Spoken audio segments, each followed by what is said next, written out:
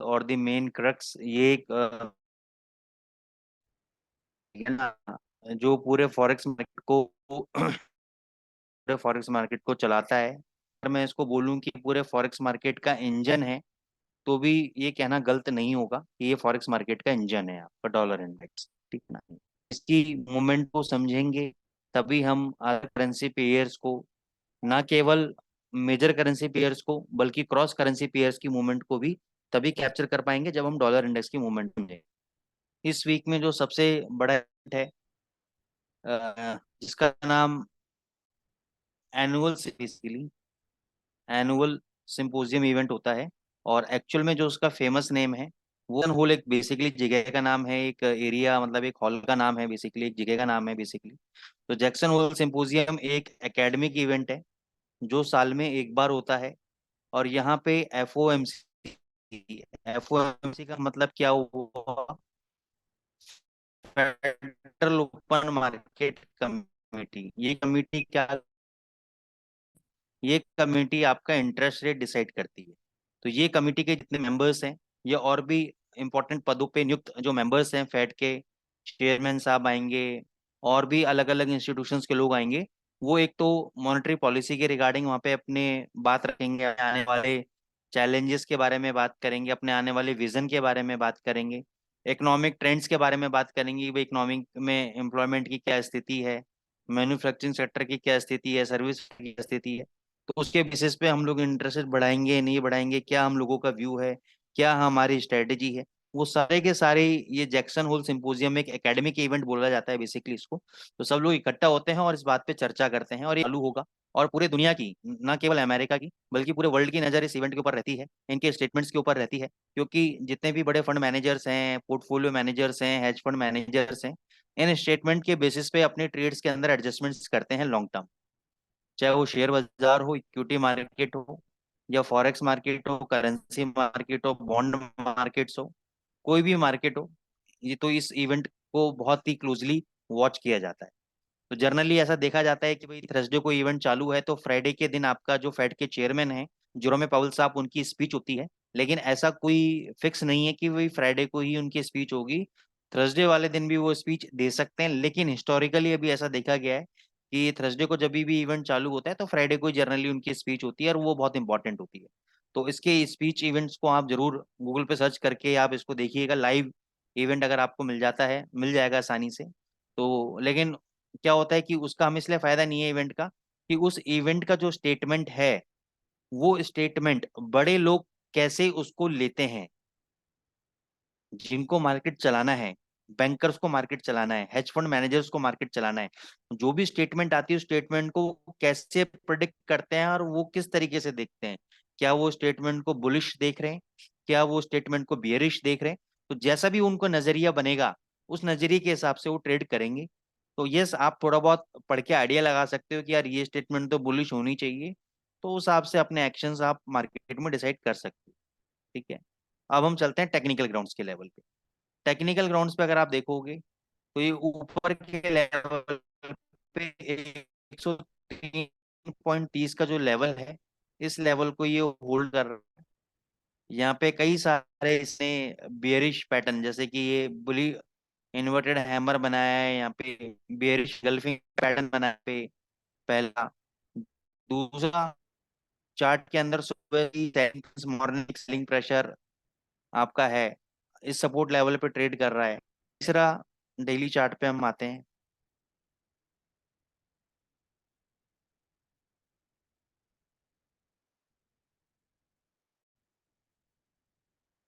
थोड़ी सी सिमिलैरिटीज मैं आपको बता देता हूँ। तीसरा क्या है, देखो ऐसा ही मूवमेंट यहाँ पे देखने को मिला था जैसा मूवमेंट हमें यहाँ पे देखने को मिला है। यहाँ पे आप देखो दो कैंडल, इनडिसिसिव कैंडल का मतलब होता है ऐसी कैंडल जो नहीं कर पा रही है, कि बाजार को ऊपर ले जाए या नीचे लेके जाए।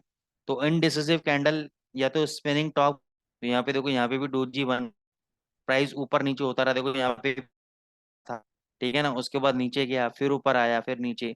तो यानी ये कई दिन का प्रोसेस है। तो मैं समझता हूँ, तो Tuesday Wednesday Thursday, Monday Tuesday Wednesday Thursday, तो 3-4 ऊपर नीचे करेगा।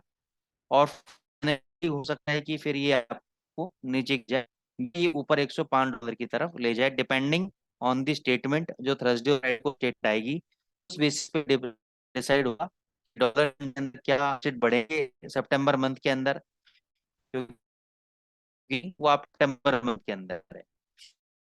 ठीक है, अगर जब जो भी स्टेटमेंट रिपोर्ट्स किए इनकी मैंने पढ़ा है, तो उनमें ये भी हमारा जो टारगेट था end के आसपास लाने का था।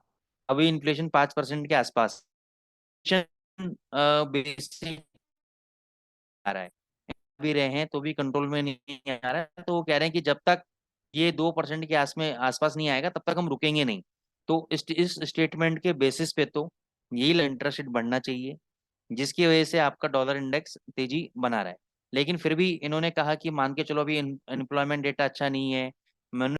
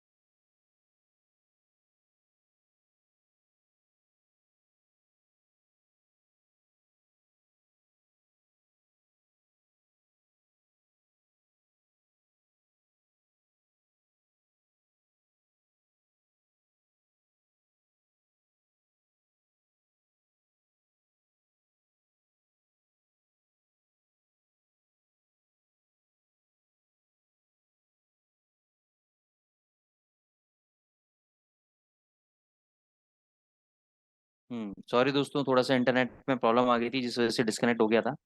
मैं वापस से स्क्रीन शेयर कर रहा हूँ आपकी।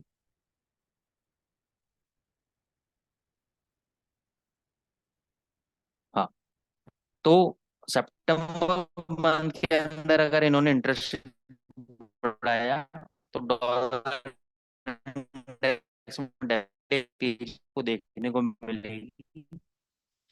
लेकिन भी ऐसा कुछ बोल दिया कि नहीं अभी हम डेटा डिपेंडेंट हैं, देखेंगे सोचेंगे, तो ये डॉलर पीछे की तरफ 101.30 तक ले जाएगा। कुछ ऐसे पेयर्स हैं जहाँ पे थोड़ा सा आज सेलिंग प्रेशर बना हुआ है। कौन सा पेयर है पहले मैं उसको दिखा देता हूँ, फिर मैं आपको यूरो यूएसडी पे लेकर आऊंगा। USD CAD inverted head and shoulder pattern बना रहा है after a sustain up trend. यहाँ पे एक inverted head and shoulder chart pattern बनाया है इसने, और वो भी रेजिस्टेंस पे बनाया है। तो मैंने तो खैर अभी 1.3525 पे अभी 5-6 पे ऊपर ही शॉर्ट किया है इसको, तो 3519 चल रहा है। ठीक है ना, तो इसका स्टॉप लॉस वैसे तो राइट शोल्डर होना चाहिए, लेकिन इसका स्टॉप लॉस मैं हाई रखूंगा।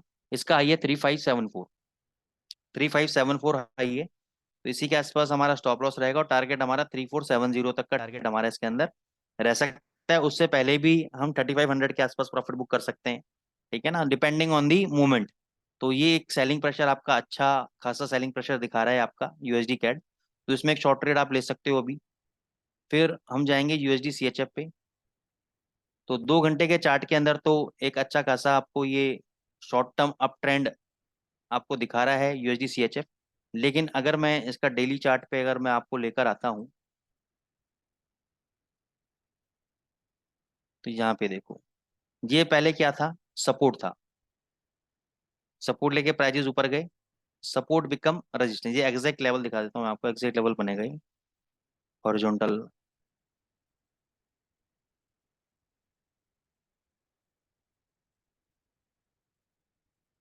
ये देखो, इस लेवल पे रेजिस्टेंस ले रहा है। तो 8830 का इसका रेजिस्टेंस लेवल है। अगर 8830 के ऊपर बंद हो जाता है तो ये फिर 9000 तक आपका जा सकता है। लेकिन 8830 के ऊपर अगर बंद नहीं होता तो एक अच्छा खासा फॉल आपको देखने को मिल सकता है। तो हम इसको ऐसे प्रोजेक्शन कर सकते हैं, यहाँ से यहाँ तक, ऐसे ऐसे नीचे आ सकता है यहाँ पे। तो यहाँ पे 8830 के ऊपर बंद हो गया, तो आपको बाय ट्रेड लेना चाहिए। फिर ये 9000 से पहले नहीं रुकेगा, 70 पे आपको यहाँ पे मिल जाएंगे। नहीं तो अदरवाइज अगर ये लेवल होल्ड कर गया 8830, तो डेफिनेटली ये आपका नीचे 8700 तक और 8600 तक भी आपका ये गिर सकता है। ठीक है ना। तो यूएसडी सीएचएफ में आप बिल्कुल प्राइस एक्शन बेस बता रहा हूँ मैं आपको, तो ये आप ट्रेड ले सकते हो, दोनों ट्रेड बता दिए। तो कल को अगर आपका स्टॉप लॉस भी हिट होता है तो वहां से आप एग्जिट करके बाय ट्रेड में बैठ सकते हो आप। ठीक है, अब हम आ जाते हैं आराम से यूरो यूएसडी के ऊपर। बहुत बढ़िया ट्रेड यूरो यूएसडी के ऊपर। ये प्रिडिक्शन लास्ट टाइम भी की थी कि भाई 837, 837 तक ये आ सकता है, 800 तक। और मैंने आपको बुलिश कैंडल है, अगर आज इसके हाई के ऊपर बंद हो जाता है, इसका हाई है 894 और अभी चल रहा है 901, अगर ये 894 के ऊपर आज बंद हो जाता है, क्लोजिंग दे देता है, तो ये चांसेस हैं पूरे पूरे कि ये 940, 950 और उसके ऊपर 1.100 तक आपको ऊपर टच करने आ सकता है। ठीक है। यूरो यूएसडी का फाइनल स्टॉप लॉस है 1.0800। अब आप चाहें तो यहाँ बाय करें या 30-40 पे नीचे गिरने के बाद बाय करें, वो आपका कॉल है। 800 का आपका फाइनल स्टॉप लॉस है। 800 के नीचे अगर एक क्लोज हो जाता है तो यहाँ से ये 700 भी आ सकता है, 600 भी आ सकता है। अगर 800 के नीचे क्लोज नहीं होता है तो 950 और 1.100 तक ये टेस्ट करने ऊपर जा सकता है। ठीक है। जीबीपी यूएसडी की अगर हम बात करें तो जीबीपी यूएसडी आपका यूरो यूएसडी से ज्यादा स्ट्रांग है। अगर मैं 2 मिनट के लिए आपको 2 घंटे का चार्ट दिखाता हूँ, देखो यूरो यूएसडी का, इसको समझना। ये क्या बना रहा था यहाँ पे, लोअर हाई लोअर लो बना रहा था। देख रहे हो आप स्ट्रक्चर। आज का छोड़ दो, आज ये मतलब सपोर्ट लेके ऊपर जा रहा है, आज का छोड़ दो। जीबीपी यूएसडी देखो, जीबीपी यूएसडी कई दिनों से क्या बना रहा है, हायर हाई हायर लो बना रहा है। जनरली क्या बोला जाता है कि यूरो यूएसडी और जीबीपी यूएसडी एक साथ चलते हैं, ऐसा बोला जाता है। ठीक है। लेकिन जीबीपी ज्यादा स्ट्रांग है, क्या कारण है? इसका कारण ये है कि यूके के अंदर, यूके इकोनॉमी के अंदर, पूरा यूनाइटेड किंगडम के अंदर, यूनाइटेड किंगडम में कई सारे आइलैंड्स हैं। ठीक है ना। तो यूके पूरे यूनाइटेड किंगडम के अंदर सबसे बड़ी प्रॉब्लम क्या है, इन्फ्लेशन की है। इन्फ्लेशन बोले तो महंगाई दर। और इसका जो इन्फ्लेशन है और इसकी जो प्रॉब्लम है इन्फ्लेशन की, ये अमेरिकन इकोनॉमी और यूरोपियन इकोनॉमी से ज्यादा खराब है। ठीक है। तो इस वक्त जो मीटिंग होगी, अपकमिंग जो मीटिंग है, कि शायद 0.75 बेसिस पॉइंट का गवर्नमेंट इंक्रीज कर दे इंटरेस्ट रेट्स आपका, जिसकी वजह से आपका जीबीपी स्ट्रांग खड़ा हुआ है, स्ट्रांग पोजीशन में बना हुआ है अभी तक। ठीक है ना, टूट नहीं रहा है। तो यूरो में अगर रिकवरी आएगी तो इसमें भी आपकी अच्छी वाली रिकवरी, आपको भयंकर रिकवरी देखने को मिलेगी। लेकिन फिर भी मार्केट तो मतलब ऐसा नहीं है फिक्स है, प्रोबेबिलिटी का गेम है, कुछ भी हो सकता है मार्केट के अंदर, कभी भी पासा पलट सकता है। तो ये देखो, यहाँ पे इसने दो डोजी कैंडल बनाए थे, स्पिनिंग टॉप कैंडल बनाए थे बेसिकली, और यहाँ पे भी देखो सपोर्ट लिया है इसने। तो ये सपोर्ट कहीं ना कहीं लगभग 2600 का है राउंड फिगर के अंदर। जब तक 2600 का लेवल नहीं ब्रेक करता, मैं एक्सपेक्ट कर रहा हूँ, ये मेरी एक्सपेक्टेशन है कि इसको 3000 तक जाना चाहिए, इसको 3000 तक जाना चाहिए। लेकिन अगर ये 2600 ब्रेक कर देता है तो ये 2400 तक आपका नीचे आ सकता है। ठीक है। तो इसके लिए जो स्टॉप लॉस भी मैंने बता दी 2600 है, अदरवाइज ये 3000 तक आपका जा सकता है। फिर हम आते हैं यूएसडी जेपीवाई के ऊपर। यूएसडी जेपीवाई आपका बहुत स्ट्रॉन्ग कैंडिडेट है। बहुत टाइम बाद इसने ये लेवल ब्रेक किया है, लेकिन थोड़ा सा रुकावट इसने कहाँ दिया है, ये वाला जो एरिया देख रहे हो आप, जहाँ से एक अच्छा वाला फॉल आया था, ये इसी लेवल पे आके रुका है। अगर तो ये लेवल रुकता है, ये लेवल ब्रेक नहीं होता है, तो ये नीचे आ जाएगा।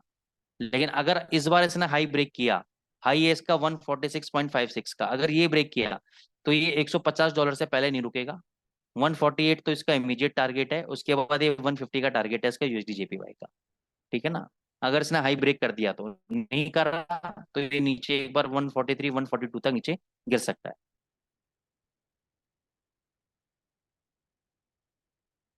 गोल्ड,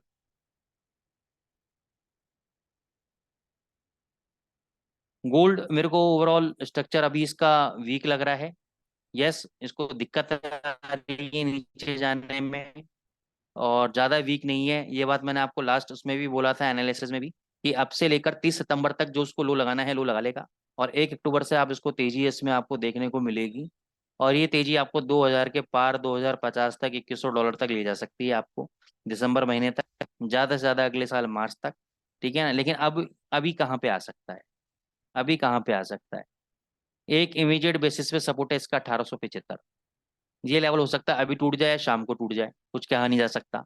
अगर 1875 ब्रेक किया, हो सकता है ना भी ब्रेक करे, ये लेवल्स हैं। 1875 का अगर लेवल ब्रेक किया तो ये सीधे 1860 से 1850 के बीच में आके रुकेगा। वैसे तो लेवल तो 1830 का है, लेकिन अभी इंस्टीट्यूशनल जो बाइंग है वो 1860 पे लगी हुई है और 1850 पे लगी हुई है। तो मेरे हिसाब से तो इस लेवल को अगर मैं देखता हूँ तो यहाँ से इसको टूट के सीधे यहाँ पे आना चाहिए 1860 तक। 1875 के लेवल को भी होल्ड नहीं करना चाहिए इसको, 1875 के लेवल को भी होल्ड नहीं करना चाहिए। अभी रुका हुआ क्यों है, ये रुका हुआ इसी वजह से कि डॉलर इंडेक्स आपका कहीं ना कहीं वीक हो रहा है। डॉलर इंडेक्स वीक हो रहा है इस वजह से रुका हुआ है, लेकिन इसमें भी आप देखोगे इंट्राडे में सेलिंग प्रेशर आ रहा है बार बार, जब भी ऊपर जाने की कोशिश करता है। ये देखो आज ऊपर जाने की कोशिश करी इसने, 15 मिनट का चार्ट लेके चलते हैं। यहाँ ऊपर जाने की कोशिश करी, इसको सेलिंग प्रेशर मिला है इसको, तो उसको बार बार सेलिंग प्रेशर मिल रहा है। तो स्ट्रक्चर तो देखो वीक है गोल्ड का। अब ये है कि डॉलर इंडेक्स बाई चांस टूट गया तो ये 1870 1865 तक नीचे आ जाएगा। लेकिन अगर डॉलर इंडेक्स नहीं मतलब नहीं टूटा तो ये 1875 1865 तक नीचे आ जाएगा। अगर डॉलर इंडेक्स टूट गया तो ये डेफिनेटली आपका 1910 तक ये बाउंस बैक मार सकता है। पहले तो 1900 पे इसका रेजिस्टेंस है, उसके बाद 1910 तक ये ऊपर आ सकता है। तो सारी कहानी इसकी डॉलर इंडेक्स पे टिकी हुई है, लेकिन सेलिंग प्रेशर इसमें ज्यादा है। ठीक है, सेलिंग प्रेशर अभी इसमें ज्यादा है, और आज नहीं आएगा, 1910 जाने के बाद फिर नीचे आएगा। ऐसा नहीं कि 19 रिवर्सल आ गया, नहीं, ऐसा बिल्कुल नहीं है। यहाँ पे आप देखो कई बार ऐसा हुआ है। यहाँ पे आप देखो अच्छा खासा सेलिंग प्रेशर था नीचे, एक एनगल्फिंग कैंडल बनाया, ऊपर गया, ऊपर इसने रेजिस्टेंस लिया फिर नीचे मार दिया। तो ऐसा नहीं कि अभी इसने 1910 मार दिया तो आप तेजी में बैठ जाओगे, नहीं। हो सकता है कि 1910 मारने के बाद वापस से 1860 लिया 70 लिया है। ठीक है ना। कि कई लोगों की मेंटेलिटी होती है कि नहीं यार अब 1910 आ गया, उसने वो लेवल नहीं तोड़ा, अब ये नीचे नहीं जाएगा। लोग ऐसा सोचते हैं। तो मार्केट में कुछ भी पॉसिबल है। ठीक है ना, मार्केट में कुछ भी पॉसिबल है। तो ओवरऑल स्ट्रक्चर वीक लग रहा है मेरे को इसका, इसको नीचे जाना चाहिए मेरे हिसाब से 1870 तक इसको टेस्ट करने नीचे आना चाहिए इसको। ठीक है। तो ये आपकी एनालिसिस होगी आज की। कोई और भी करेंसी पेयर पे आप एनालिसिस चाहते हो तो वो भी हम उसको देख सकते हैं।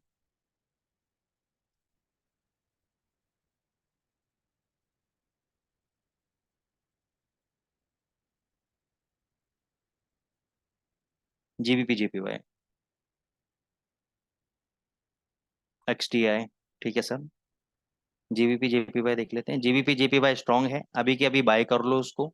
184.50 का स्टॉप लॉस रखो, और टारगेट आपको ऊपर आराम से 300 400 पे लेके बैठे रहना, आराम से मिल जाएंगे आपको, डरने की जरूरत ही नहीं है। क्योंकि अगर ये तेज होगा तो फिर आपका यूएसडी जेपीवाई भी तेज होगा आपका। ठीक है ना।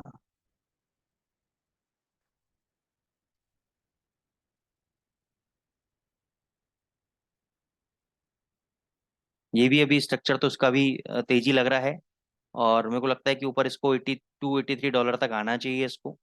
स्टॉप लॉस इसका $79 का रहेगा, टारगेट $83 का रहेगा।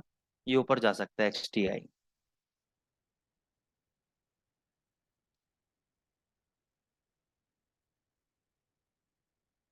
NZD USD में भी ज़्यादा दम कम नज़र नहीं आ रहा है, जब तक ये 5950 के ऊपर सस्टेन नहीं करता। मैं लेवल लिख देता हूँ, 0.5950 के ऊपर जब तक ये क्लोजिंग नहीं दे देता तब तक इसमें रिवर्सल के चांसेस नहीं है, नीचे के चांसेस हैं।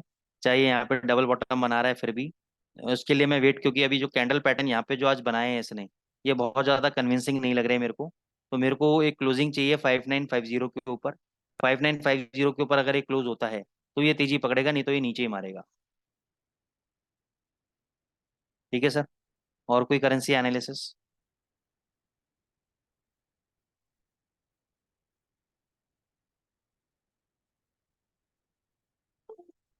सॉरी, हो गया, डन हो गया सबका।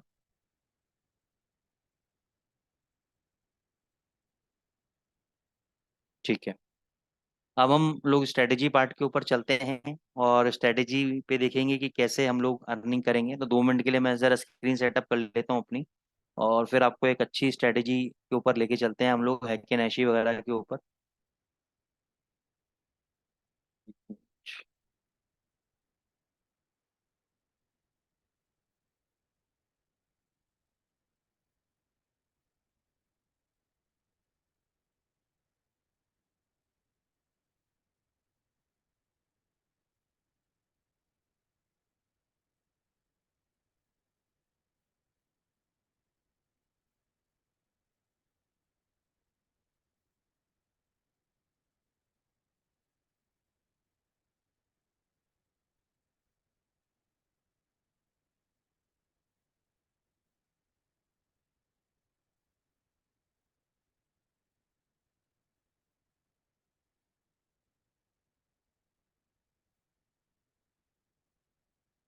US30, अर्जुन जी, US30 बता देता हूँ सर मैं आपको अभी।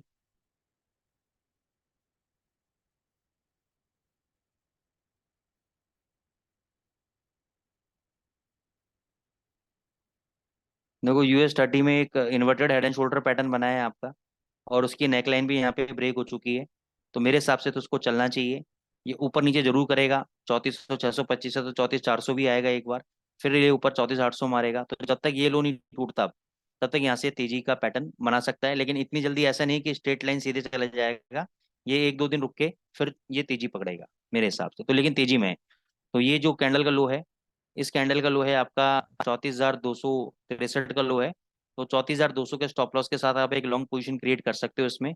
लेकिन मेरा मानना है कि थोड़ा डिप आए तो ज़्यादा अच्छा रहेगा। ठीक है ना, अभी ना क्रिएट करके डिप आने पे आप ट्रेड लो उसके अंदर। ठीक है सर।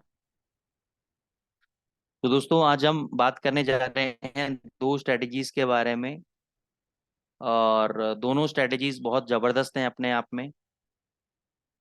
मैं आपको तीनों करेंसी पेयर के ऊपर, euro USD, GBP USD, gold के ऊपर दिखाऊंगा मैं आपको। तो उसको आप आराम से समझिएगा, जल्दबाजी मत करिएगा जाने की। ठीक है ना, समय अगर आपने इतना निकाला है तो 15-20 मिनट की बात और है। तो सबसे पहले हम लोगों ने आज तक लाइफ में लाइन चार्ट के बारे में बात की है, हमने कैंडल चार्ट के बारे में बात की है, हमने बार चार्ट के बारे में बात की है। आज हम बात करेंगे हैकेनेशी चार्ट के बारे में, हैकेनेशी चार्ट के बारे में। जापानीज के अंदर, जापानीज शब्दवाली में अगर मैं बात करूं, जापानीज वर्ड के अंदर अगर मैं बात करूं, जापानीज वर्ड के बात करूं, तो हैकिन का मतलब होता है आपका एवरेज। हैकिन का मतलब होता है आपका एवरेज। और ऐशी का मतलब होता है आपका पेस। ऐसी का मतलब क्या होता है, पेस, यानी average momentum, average pace of a security. ठीक है ना, average momentum of a security. तो ये बेसिकली एवरेज पे काम करता है। कैसे काम करता है एवरेज के ऊपर, एक मिनट बताता हूँ मैं आप लोगों को।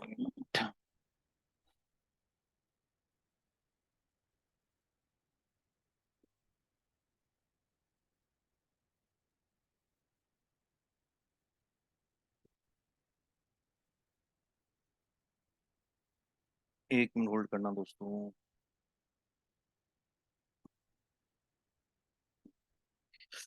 हाँ, तो बेसिकली कैंडल के अंदर आपका क्या मिलता है, कैंडल में आपको एक मिलता है हाई प्राइस। हाई अपनी जगह पर है, लो अपनी जगह पर है, ये ओपन हो गया आपका, ये क्लोज हो गया। अब ओपन से लेकर क्लोज तक को अगर हम कनेक्ट कर देते हैं तो ये क्या बन जाता है, आपका कैंडल बन जाता है। इसको हम क्या बोलते हैं, रियल बॉडी बोलते हैं। अब जो हैकेनेशी कैंडल होता है ना, हैकेनेशी कैंडल के अंदर हाई अपनी जगह पर रहेगा, लो अपनी जगह पर रहेगा, ओपन और क्लोज इसकी कैलकुलेशन थोड़ी सी डिफरेंट है। ओपन क्या है, ओपन क्या है कि प्रीवियस कैंडल का ओपन प्राइस और प्रीवियस कैंडल का क्लोज प्राइस, इसको डिवाइड कर देंगे टू से। जो प्राइस निकला, ये हैकेनेशी का क्या होगा, ओपन प्राइस होगा। ओपन प्राइस होगा यानी पिछले कैंडल का ओपन प्राइस और क्लोज प्राइस का जो एवरेज है, वो हैकेनेशी के नेक्स्ट कैंडल का ओपन प्राइस होगा। और जो क्लोज है वो open plus high plus low plus close, चारों डेटा पॉइंट को हम डिवाइड कर देंगे चार से, एवरेज निकाल देंगे। तो वो क्लोज प्राइस होगा हैकिनेशी कैंडल का। ठीक है, तो इसको दिखती कैसे है मैं आपको दिखा देता हूँ। ज्यादा भी कैलकुलेशन में आपको नहीं जाना है इसके अंदर। यहाँ पे देखो ये कैंडल है, यहाँ पे कैंडल्स में अगर हम जाएंगे तो अभी ये लोड हो रहा है आपका अभी। हाँ, तो यहाँ पे देखो आपका, ये आपके देखो कैंडल्स कैसे मिल रहे हैं, बिल्कुल ही डिफरेंट टाइप के कैंडल हैं। ठीक है ना। और इसका भी जो इजाद किया था वो उन्हीं महान व्यक्ति ने किया था जिन्होंने कैंडल का इजाद किया था। अब कई लोग समझते हैं कि भी स्टीव निशन साहब ने कैंडल स्टिक का इजाद किया था, नहीं। मुनीशा हुमा साहब है। मुनीशा हुमा जापान से, सकाटा एक जगह है जापान में, वहाँ के राइस ट्रेडर हैं जिन्होंने कैंडल स्टिक का इजाद किया। और उन्होंने ही अपनी बुक के अंदर हैकी नैशी के बारे में लिखा। लेकिन जो आपके वेस्टनर हैं, वेस्ट साइड से जो आए स्टीव निशन साहब, अमेरिका से आए, उन्होंने जापान के अंदर जब गए तो उनके साथ वो रहे, उनके बारे में स्टडी किया पूरा, घोट के पी गए कैंडल्स को, तो उन्होंने दुनिया को कैंडल से इजाद कराया। तो उन्होंने ही बताया कि अगर नॉइस फ्री चार्ट आपको चाहिए, थोड़ा सा और क्लैरिटी चाहिए आपको चार्ट के अंदर, तो हैकिन ऐशी वो कैंडल्स हैं जो आपको थोड़ी सी ट्रेंड के बारे में क्लैरिटी देंगे। ठीक है ना। तो अभी हम आज की स्ट्रेटेजी के लिए 15 मिनट का चार्ट यूज करेंगे, हैकिन ऐशी कैंडल चार्ट यूज करेंगे। फिर एक और इंडिकेटर हम लोग लगाएंगे, गेट योर ट्रेंड। अब ये जो गेट योर ट्रेंड है, ये बेसिकली आपका इनबिल्ट इंडिकेटर है ट्रेडिंग व्यू का। लेकिन इस इंडिकेटर, इतना जबरदस्त है इंडिकेटर कि इसका जो है स्क्रिप्ट इन्होंने प्राइवेट कर दी। तो इसका स्क्रिप्ट मैंने कहीं से निकाला, उसमें चेंजेस किए, और ये स्क्रिप्ट मैंने अपने नाम के ऊपर, आप ट्रेडिंग व्यू में जाएंगे तो मेरे नाम के ऊपर आपको स्क्रिप्ट मिलेगी। इंडिकेटर पे आप जाएंगे, वहां पे लिखेंगे गेट योर ट्रेंड बाय हेडीजे। ये गेट योर ट्रेंड बाय हेडीजे है, ये वाला आपको स्क्रिप्ट मिल जाएगा। इस पे आप क्लिक करेंगे तो आपको इस टाइप का प्रेजेंटेशन इसके अंदर आ जाएगा। इस टाइप का प्रेजेंटेशन आपको इसके अंदर आ जाएगा। ठीक है, 15 मिनट का चार्ट रखना है आपको। फिर आपको एक और रखना है, आपको ओसीसी,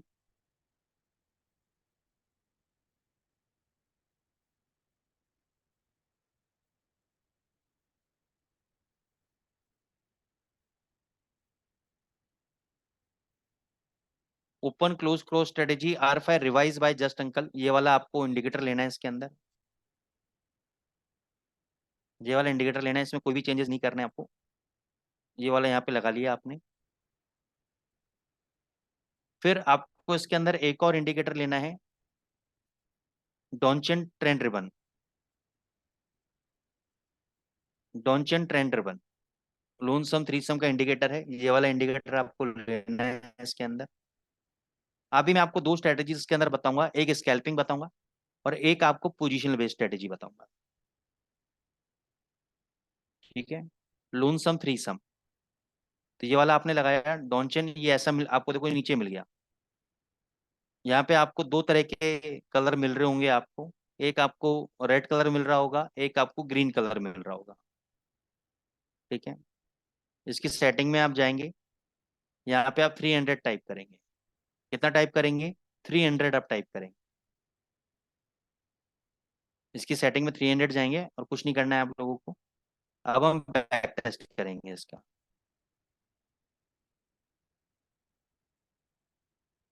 अच्छा, जब हम स्कैल्पिंग की बात करते हैं दोस्तों, जब हम स्कैल्पिंग की बात करते हैं, तो स्कैल्पिंग में अब जब आप इसमें पोजीशन भी दिखाऊंगा अभी मैं आपको, लेकिन स्कैल्पिंग के अंदर जनरली मैं क्या करता हूँ, स्कैल्पिंग के अंदर लोग सोचते हैं 10 पे 15 पे 20 पे, कभी आप देखोगे 10-15 पे भी निकालना बड़ा भारी पड़ जाता है जब बाजार एक बार साइडवेज में मूवमेंट में होता है। ठीक है ना, 6-6 घंटे निकल जाते हैं, 15-15 पिप का मूवमेंट नहीं आता है, 20-20 पिप का मूवमेंट हमारे लेवल से नहीं आता है। बाजार में तो ऊपर नीचे आ जाता है, लेकिन जहां से हमने बाय किया होता है वहां से नहीं आता है। तो स्कैल्पिंग जो बेसिकली करी जाती है, स्कैल्पिंग मैंने आपको पहले भी समझाया है, स्कैल्पिंग आपकी दो होती है, एक टाइम बेस्ड स्कैल्पिंग होती है, एक प्राइस बेस्ड स्कैल्पिंग होती है। तो टाइम बेस्ड स्कैल्पिंग अभी आप नहीं कर पाओगे, वो बहुत ही हाई लेवल के प्रोफेशनल ट्रेडर करते हैं time based scalping. Price based scalping का मतलब है कि 5 से 7 पिप हमें मिल जाए, हमारा काम हो जाएगा। तो यूरो यूएसडी में हम 10 से 12 पिप का टारगेट लेके चलेंगे, जीबीपी यूएसडी के अंदर हम 15 से 20 पिप का टारगेट लेके चलेंगे। अब इससे फायदा क्या होता है, जब हम 10 से 12 पिप का टारगेट लेते हैं तो हमारी एक्यूरेसी मोर देन 90% बैठती है। हो सकता है कि जब हमने प्रॉफिट बुक किया वहां से 10 से 12 पिप हमने प्रॉफिट बुक किया हो, और आपको यहाँ से मूवमेंट आएगा 100-100 पिप का, 200-200 पिप का, तो आपको लगेगा कि यार हम तो बेवकूफ हैं, हम तो 12 पिप में प्रॉफिट बुक करके 10 पिप में प्रॉफिट बुक करके बैठ गए, और यहाँ से मूवमेंट मिल रहा है हमें 100 पिप का, 150 पिप का। लेकिन ये आपको समझना है कि ये मूवमेंट आपको हमेशा नहीं मिलेगा, ये मूवमेंट आपको हमेशा नहीं मिलेगा, या आपको कभी कभार ही मिलेगा ऐसा मूवमेंट। तो ये ऐसे मूवमेंट के चक्कर में आप जब हमेशा लंबी ट्रेड के चक्कर में रहोगे तो फंस जाओगे। इसलिए मैंने 10 से 12 का रखा है कि चाहे कैसा भी मूवमेंट हो, चाहे शॉर्ट मूवमेंट हो, बड़ा तो आपकी एक्यूरेसी मोर देन 90% बैठेगी। ठीक है ना। तो इस पे हम जाएंगे। अब कंडीशंस क्या है इसको समझ लीजिए आप। सबसे पहले आपको देखना है कि डॉन्चियन ट्रेंड रिबन आपके दो, कम से कम दो बैंड आपके ग्रीन होने चाहिए, कम से कम दो बैंड आपके ग्रीन होने चाहिए। ठीक है। फिर यहाँ पे सारा स्ट्रक्चर, यहाँ पे हैकेनेशी कैंडल भी,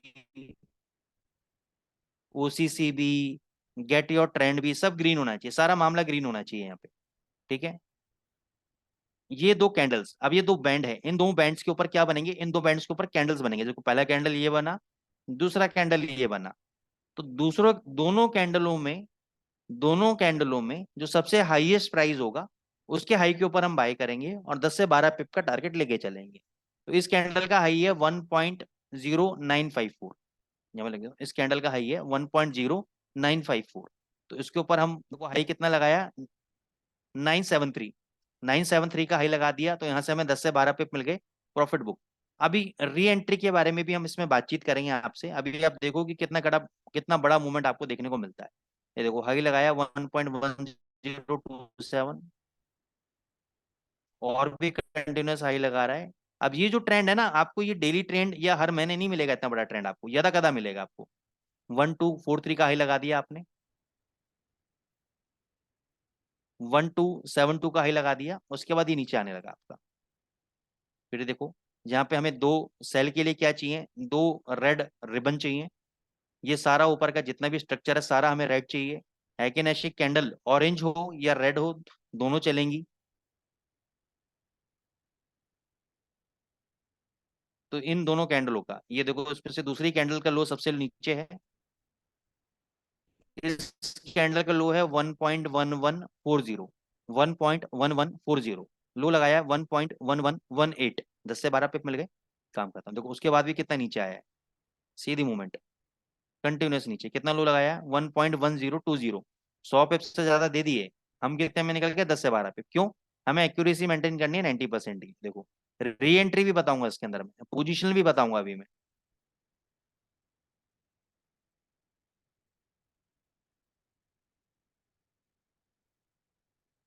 ये देखो यहाँ पे हमें दो बैंड रिबन के रेड मिल गए बैंड। इस कैंडल का आई है 1.1030, हाई लगाया 1042, 1042, 10 पिप मिल गए, 10 से 12 पिप प्रॉफिट बुक हो गया हमारा। अगर बाय चांस नहीं होता, फिर देखो ये हाई लगाया है 1065 का हाई लगा दिया। ठीक है ना। अगर ये नहीं होता तो जब भी हमें सेल ट्रेड मिलता, तो सेल ट्रेड में हम डबल क्वांटिटी शॉर्ट करते। मैं अभी दिखाऊंगा, कोई स्टॉप लॉस का अगर मिलेगा तो मैं आपको दिखाऊंगा। ये देखो यहाँ पे आपके दो बैंड जो हैं रेड हैं, ये दो कैंडल के लो के नीचे हम शॉर्ट करेंगे 1.0940। अब ये बैक टेस्ट कराने का पर्पस क्या है, दो पर्पस है, कि जिनको एंट्री नहीं समझ में आ रही है वो रेगुलर अभी देखें, क्योंकि जीबीपी यूएसडी पे भी दिखाऊंगा तो उनको एंट्री पॉइंट समझ में आ जाएगा। दूसरा, बैक टेस्ट करने से थोड़ा सा कॉन्फिडेंस बिल्डअप हो जाएगा कि हाँ स्ट्रेटेजी काम करती है। तो 940 के नीचे हमने शॉर्ट किया, लो लगाया 874, और लो लगाया 871, कंटिन्यूस लो लगा दिया। देखो कितना भयंकर लो लगा रखा है। और अभी तक क्या चल रहा है, अभी तक सेल चल रहा है इस स्ट्रेटेजी के अंदर। स्ट्रेटेजी ने अभी बाय नहीं दिया है, ये अभी भी शॉर्ट में है। अब मैं आपको जीबीपी यूएसडी दिखा देता हूँ।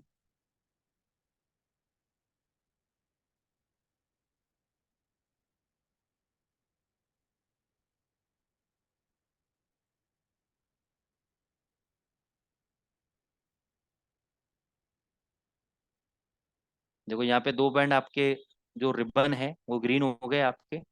इस कैंडल का हाई है आपका 1.2739, तो इसके ऊपर जब भी जाएगा हम बाय कर लेंगे।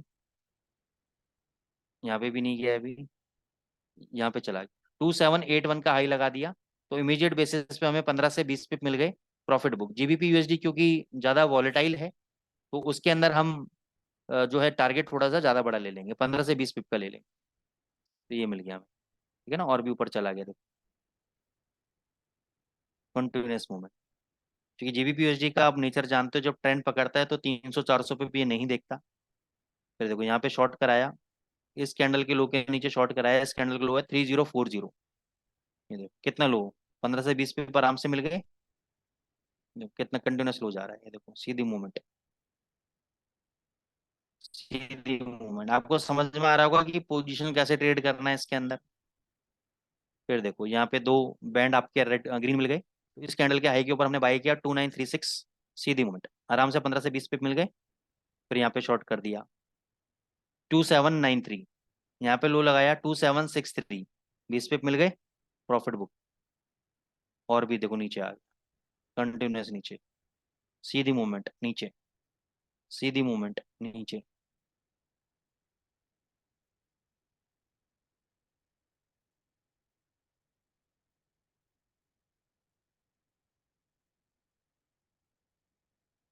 फिर यहाँ पे आपको क्या मिला, दो बैंड किसके मिले आपको, ग्रीन के मिल गए। इस कैंडल के हाई के ऊपर हम बाय करेंगे, 2766 का हाई है, ये अभी ब्रेक नहीं हुआ है, आगे देखते हैं ब्रेक हुआ नहीं हुआ। यहाँ पे ब्रेक हो गया, यहाँ हाई लगाया 2787, 20 पे मिल गए, प्रॉफिट बुक। अभी तक ये बाय में चल रहा है, सिस्टम ये अभी तक बाय में चल रहा है आपका, ठीक है। अब मैं आपको गोल्ड में भी दिखा देता हूँ। गोल्ड में हम इसमें यूज करेंगे 5 मिनट का चार्ट। जल्दी जल्दी अगर एंट्री चाहिए या आपको,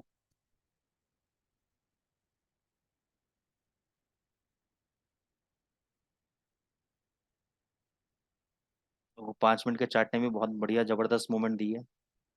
अभी तक शॉर्ट में चल रहा है पीछे से।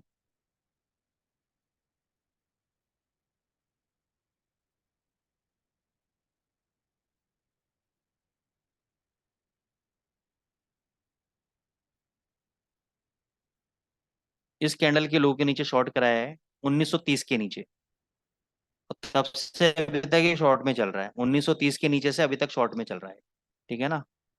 और दिखाता हूँ आपको,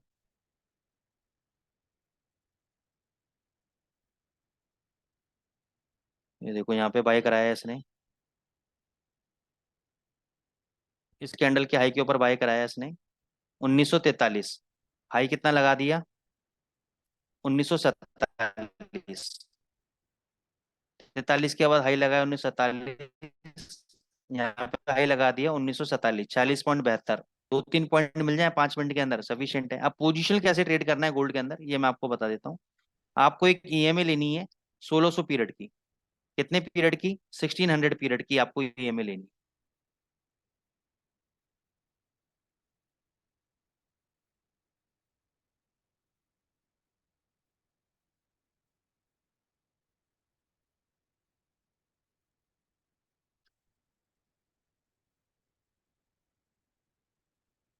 थोड़ा सा और एक बार स्क्रॉल डाउन कर लेता हूँ मैं पीछे।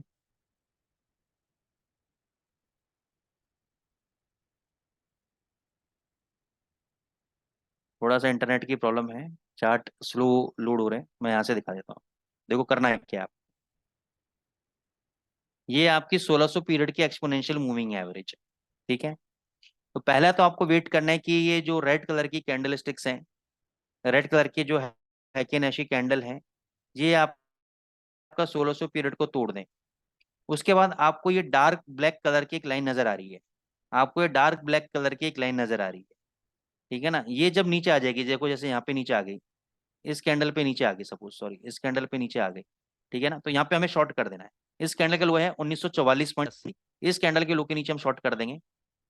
लो कितना लगाया, 1943 अभी, और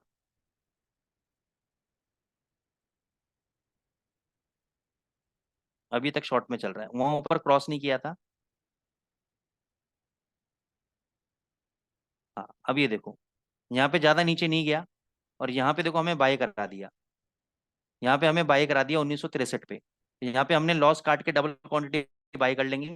यहाँ पे देखो हाई लगाया आपका 1972, फिर हमें यहाँ पे शॉर्ट करा दिया दोबारा 1960 पे। अगर वहां पे हमारा प्रॉफिट बुक नहीं होता है तो दोबारा हम यहाँ पे क्या करेंगे, हम डबल क्वांटिटी फिर बेचेंगे यहाँ पे 1962 के आसपास, ठीक है। और फिर यहाँ पे देखो सीधी मूवमेंट, एक ट्रेंड आपको ऐसा पकड़वाएगा कि सारे लॉस कवर कर देगा। 1962 से शॉर्ट पोजीशन थी आपकी, कितना लो लगा दिया यहाँ तक, 1933।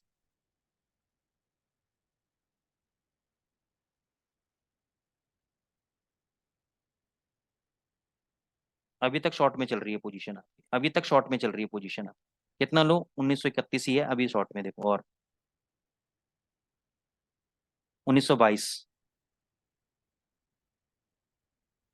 अब आपके सामने कितना लोग लगा चुका है गोल्ड, अभी तक शॉर्ट में चल रही है पोजीशन। मैं आगे तक ले आता हूँ, अभी तक शॉर्ट में चल रही है पोजीशन आपकी। ठीक है ना, तो इस तरीके से आप पोजिशनल ट्रेड कर सकते हो गोल्ड के ऊपर। और यही कंडीशन रहेगी आपकी यूरो यूएसडी जीबीपी यूएसडी के ऊपर।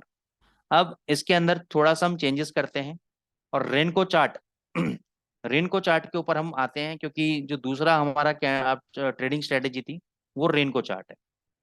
तो उसके लिए हमें गेट योर ट्रेंड नहीं चाहिए, ओसीसी स्ट्रेटेजी नहीं चाहिए, हमें उसके लिए दूसरा एक इंडिकेटर चाहिए, SSL MTF। SSL MTF करके देव लुकमैन का इंडिकेटर है, ये वाला इंडिकेटर हम लोग लेंगे। इसको सेलेक्ट करेंगे, इसकी सेटिंग में जाएंगे, और ये आपका बनेगा 50 और एक घंटे का टाइम फ्रेम, 5 मिनट के चार्ट के अंदर। तो ये स्ट्रेटेजी जो है, सॉरी, अपनी ये सेटिंग्स आप नोट कर लीजिए। आप ये सेटिंग्स आप अपने पास नोट कर लीजिए।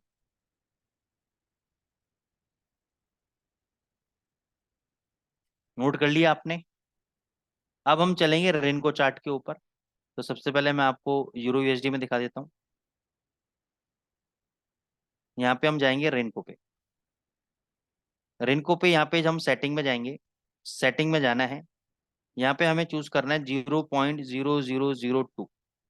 ओके कर देना है आपको। ये आपका बन गया रेनको चार्ट।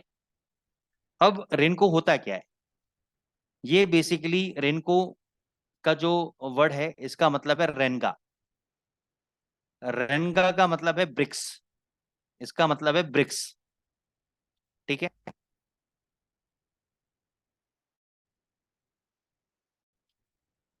पहले के जमाने में दोस्तों क्या होता था, दुकानदार, मतलब जापान के अंदर लोग, कि कोई भी दुकानदार है, अपना सामान अगर उसको बेचना होता था तो वो क्या करता था कि एक बोरे एक ईंट रख देता था। तो जैसे एक उसकी बोरी, चाहे अनाज की बोरी हो गई, चाहे गेहूं की बोरी, मतलब गेहूं की बोरी हो गई, या वट एवर जो भी वो सामान बेचता था, उसके इक्विवेलेंट या उसकी एक बोरी, जिसको भी एक कार्टून बोल लो आप, वो खत्म होता था तो उसकी जगह एक ब्रिक रख देता था। तो अगर मान के चलो 10 है, या 10 बोरी हैं, 10 कट्टे हैं आपके, तो उसको देता था। तो अगर मान के चलो 5 ब्रिक रखी हुई है, तो उसको समझ में आता था कि मेरी 5 कार्टन या 5 बोरी मेरा सामान बिक चुका है। ठीक है ना। तो इस तरीके से वो अंदाजा लगाता था, अपना बिजनेस का लेन देन करता था। तो उसी से ये ट्रेडिंग के अंदर आइडिया आया ब्रिक का। तो यहाँ पे जो कॉन्सेप्ट होता है बेसिकली आपका बॉक्स साइज का होता है। जब कभी आप एडवांस कोर्स करोगे तो उसके अंदर मैं आपको डिटेल में बताऊंगा इसके बारे में, रेनको चार्ट के बारे में। अभी मैं सिर्फ एक क्योंकि समय की हमारे पास पाबंदी है, ज्यादा हम अब नहीं समझा सकते इसके अंदर, तो मैं आपको बताता हूँ इसमें बॉक्स साइज होता है। बॉक्स साइज का क्या मतलब होता है, रेनको चार्ट जब बनता है तो आपका दो बेसिस पे बनता है, एक टाइम बेसिस पे बनता है आपका, एक प्राइस बेसिस पे बनता है। मान के चलो मैं 5 मिनट का टाइम फ्रेम यूज कर रहा हूँ।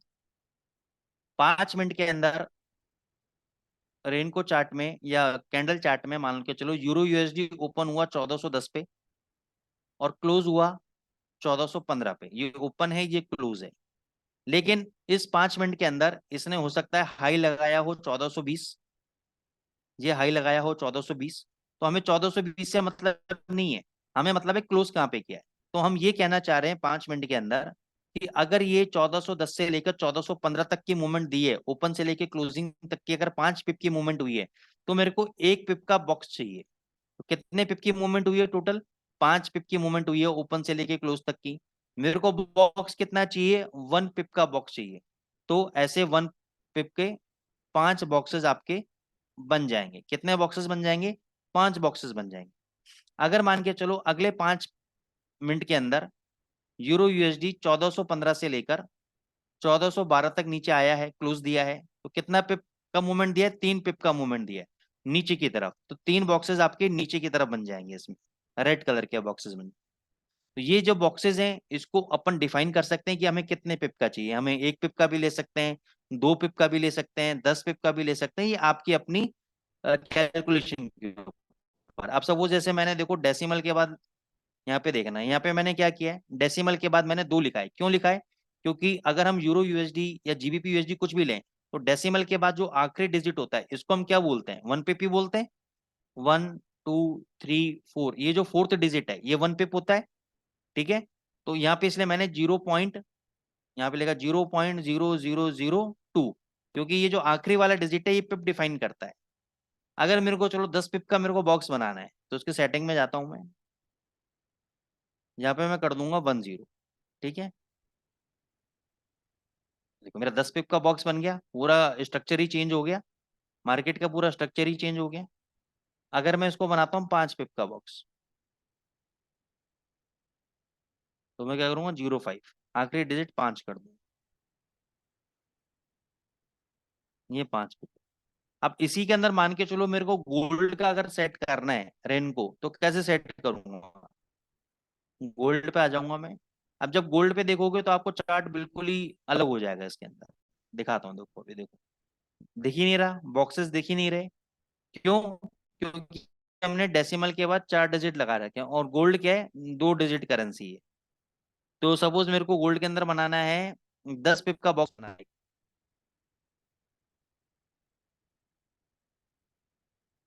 मतलब एक 0.10 कितना होता है इसमें? 1 पिप होता है बेसिकली।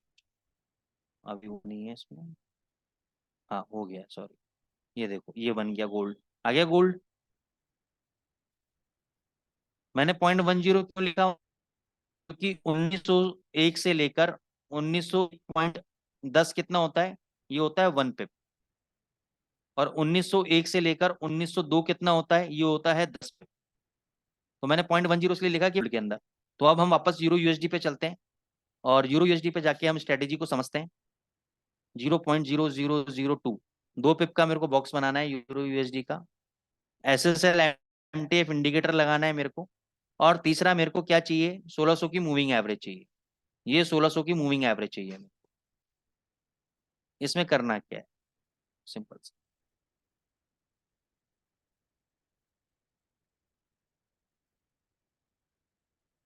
थोड़ा सा पीछे ले जाके मैं आपको पोजीशन बताता हूँ, फिर मैं स्कैल्पिंग भी बताऊंगा। पहले मैं पोजीशन बता रहा हूँ रेनको के अंदर, फिर मैं आपको इसके अंदर स्कैल्पिंग बताऊंगा कि बहुत जबरदस्त स्कैल्पिंग, लेकिन उसके लिए आपको ना बहुत सिस्टम पे बैठा रहना पड़ेगा आपको थोड़ा सा।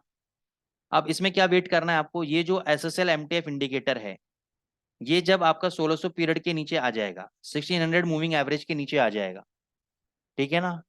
और रेनको जो बॉक्सेस बनाए हैं मैंने, वो भी जब आपके इस 1600 पीरियड मूविंग एवरेजेस के नीचे आ जाएंगे, तो यहाँ पे जो भी लेवल होगा मैं शॉर्ट पोजीशन बना लूंगा। जैसे यहाँ पे लेवल है 1.1044 का लेवल है, टारगेट आप अपने हिसाब से डिसाइड करिएगा। फिर मैं एंट्री बता देता हूँ। ये जो S S L M T F indicator है, ये जब 1600 पीरियड मूविंग एवरेजेस के नीचे आ जाएगा, और यहाँ पे जो रेनको बॉक्स बने हैं, ये रेनको बॉक्स ऑलरेडी आपके 1600 पीरियड मूविंग एवरेजेस के नीचे होंगे, तो यहाँ पे मैं शॉर्ट कर दूंगा। यहाँ पे मैं क्या कर दूंगा? शॉर्ट कर दूंगा, यानी सेल कर दूंगा। 1.1044 का लेवल है, यहाँ पे मैंने सेल कर दिया है इसको। यहाँ पे मैंने सेल कर दिया है। नीचे कितना लो लगाया है? 1.0968। और कितना लो लगाया है? 1.0953। ठीक है। अभी और भी नीचे जा रहा है, 1.0956, अभी 914। फिर देखो ये ऊपर गया, प्राइजेस ऊपर गए, रेनको ऊपर गया, लेकिन जो S S L M T F है उसके एक बैंड ऊपर गया, लेकिन दूसरा बैंड आपका नीचे रहा। एक बैंड ऊपर गया, दूसरा बैंड आपका नीचे रहा, तो ये अभी आपका शॉर्ट पोजीशन में ही चल रहा है। जब तक ये बैंड ऊपर नहीं जाएगा तब तक आपका ये शॉर्ट पोजीशन में देखो कितना है। अभी मैं आपको लॉस का ट्रेड दिखाऊंगा इसके अंदर। ये देखो, यहाँ पे रेनको चार्ट्स ऊपर आ गए 1600 पीरियड मूविंग एवरेज के, यहाँ पे दोनों बैंड आपके ऊपर आ गए, तो यहाँ पे एकदम हाई पे मेरा बाय हो गया, समझना। यहाँ पे हाई हुआ मेरा 1.1038 पे, यहाँ पे मैंने बाई कर लिया 1.1038 पे, और जहां से मैंने बाई किया वहीं से प्राइजेस नीचे गिरना चालू हो गए। अब लॉस कैसे कवर करेंगे दिखाता हूँ। अभी देखो, रेनको चार्ट नीचे आ गए 1600 मूविंग एवरेज के, ये दोनों लाइनें जो SSL MTF की यहाँ पे नीचे आ गई, तो यहाँ पे क्या लेवल है, यहाँ पे लेवल है 1.0994, तो मैं 990 ले लेता हूँ। तो मैंने बाई किया 1.1038 पे, सेल किया मैंने 1.0990 पे। ठीक है, तो 40 और ये कितना हो गया, 38 और 10 48, 50 पिप का नुकसान हो गया, 50 पिप का मेरा नुकसान हो गया। ठीक है ना, मैंने बाई किया था 0.01, ये मैंने एग्जिट कर दिया और यहाँ पे मैंने सेल करा 0.02990 पे, डबल क्वांटिटी मैंने शॉर्ट की है। तो 50 पिप के लिए, यानी ब्रेक इवन पे आने के लिए 0.02 लॉट साइज के अंदर मेरे को कितना पिप चाहिए, 25 पिप चाहिए। यानी 990, 1.0990 में अगर मेरे को 25 पिप मिल जाएंगे, तो यानी मेरे 50 पिप हो गए। क्यों हो गए, क्योंकि मैंने डबल क्वांटिटी बेची है। तो 50 पिप का मतलब क्या है, मेरा ब्रेक इवन पे आ गया, मेरा लॉस कवर हो गया। अब 25 पिप के बाद जो भी नीचे प्राइजेस गिरेंगे, वो सारा का सारा मेरा क्या है, प्रॉफिट है। वो सारा का सारा मेरा क्या है, प्रॉफिट है। तो उसको मैं 30 पिप कर लेता हूँ समझाने के लिए। तो 990 में से 30 पिप माइनस कर दो, कितने हो गए, 960 हो गए। देखते हैं गिरा या नहीं गिरा इतना। कितना लो लगा दिया, 878। 878 का लो लगा दिया, आपका लॉस भी कवर, आप प्रॉफिट में आ गए, और जबरदस्त प्रॉफिट में आ गए। अभी तक आप शॉर्ट पोजीशन चल रही है आपकी, ये क्लियर है आपको। इस तरीके से आप इसमें पोजिशनल ट्रेड ले सकते हैं। अब स्कैल्पिंग कैसे करनी है, बहुत जबरदस्त बता रहा हूँ स्कैल्पिंग के लिए। देखो करना क्या है आपको, थोड़ा सा मैं इसको चार्ट को, एंट्री रूल्स बताऊंगा, बैक टेस्ट नहीं करके दिखाऊंगा, सिर्फ एंट्री रूल्स बताऊंगा करना क्या है आपको। यहाँ पे दो लाइन है, एक आपकी रेड लाइन है, एक आपकी ग्रीन लाइन है। एक आपकी ग्रीन लाइन है, एक आपकी रेड लाइन है। जब भी रेड लाइन आपकी ऊपर जाएगी, जब भी रेड लाइन आपकी ऊपर जाएगी, आप क्या कर लोगे, बाय कर लोगे। 2 4 10 पिप जो भी लेने आप लेके निकल जाओगे। फिर अगर आपको रेड ऊपर मिल जाएगी, क्रॉसओवर मिलेगा रेड का, तो आप शॉर्ट पोजीशन बना लो। जैसे फॉर एग्जांपल एक थोड़ा सा दिखा देता हूँ मैं आपको। इस कैंडल पे, इस रेनको बॉक्स पे मैंने बाई किया, क्यों, क्योंकि रेड जो लाइन थी वो ऊपर आ गई थी ग्रीन लाइन के, सॉरी ग्रीन लाइन ऊपर आ गई थी रेड लाइन के। ये बॉक्स है आपका 1.0884, हाई कितना लगाया, 1.0893, तो प्रॉफिट ज्यादा नहीं मिला। फिर यहाँ पे देखो रेड लाइन आपके ऊपर आ गई, इस बॉक्स के नीचे मैंने शॉर्ट किया 878 के नीचे, बाय कहाँ किया था 884, शॉर्ट का कर रहा हूँ 878। कितना लो लगाया, 852, लॉस कवर, प्रॉफिट में आ गए। फिर यहाँ पे देखो ग्रीन लाइन आपके ऊपर आ गई, ग्रीन लाइन ऊपर आ गई, तो यहीं के आपने बाय किया 878 पे वापस। और आज कितना ही लगाया 903 का, 1.0903 रेनको के अकॉर्डिंग। कैंडल में लगाएंगे तो हो सकता है ज्यादा लगा हो, लेकिन यहाँ पे आपको अभी भी इसके अकॉर्डिंगली बाय चल रहा है। अब शाम होते होते मान के चलो अगर ये रेड बॉक्स ऊपर आ गया, तो यहाँ पे आप सेल करोगे, 5 से 7 पिप का टारगेट लोगे, प्रॉफिट बुक। फिर वापस से अगर मान लो कि चलो ग्रीन दे दिया ऊपर, दोबारा बाय कर लो शॉर्ट पोजीशन काट के। तो यहाँ पे मल्टीपल एंट्रीज लेनी पड़ेंगी आपको, बार बार बाय बार बार सेल लेना पड़ेगा। लेकिन एक ट्रेंड अगर आपका सही बैठ गया 30 40 पिप का, तो जबरदस्त प्रॉफिट आपको ये देके जाएगा।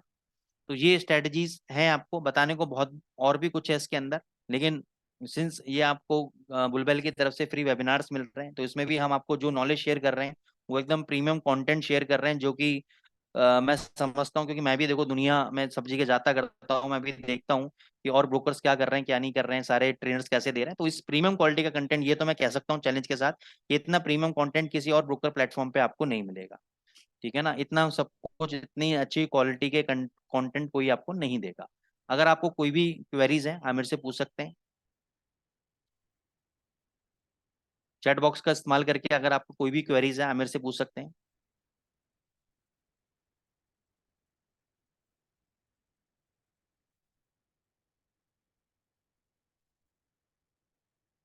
दोस्तों फिर हम मिलेंगे अगले वीक, अगर आपकी कोई भी क्वेरीज नहीं है। थैंक यू सो मच, और आई होप आपको स्ट्रेटेजी समझ में आई होगी, मजा आया होगा आपको, बहुत जबरदस्त स्ट्रेटेजी है।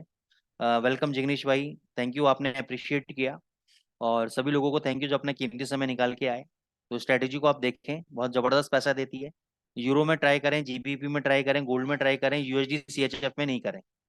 हाँ अर्जुन जी, इसका वेबिनार का वीडियो आपको मिल जाएगा बुलबुल एकेडमी में, जिस भी माध्यम से जुड़े उनसे आप मांग लीजिएगा, वो आपको इसका वेबिनार का वीडियो आपको प्रोवाइड करा देंगे, रिकॉर्डेड हो रहा है सेशन सारा। ठीक है ना, चलिए, thank you so much guys, फिर मिलेंगे। Till then bye, take care. Thank you Mukesh ji.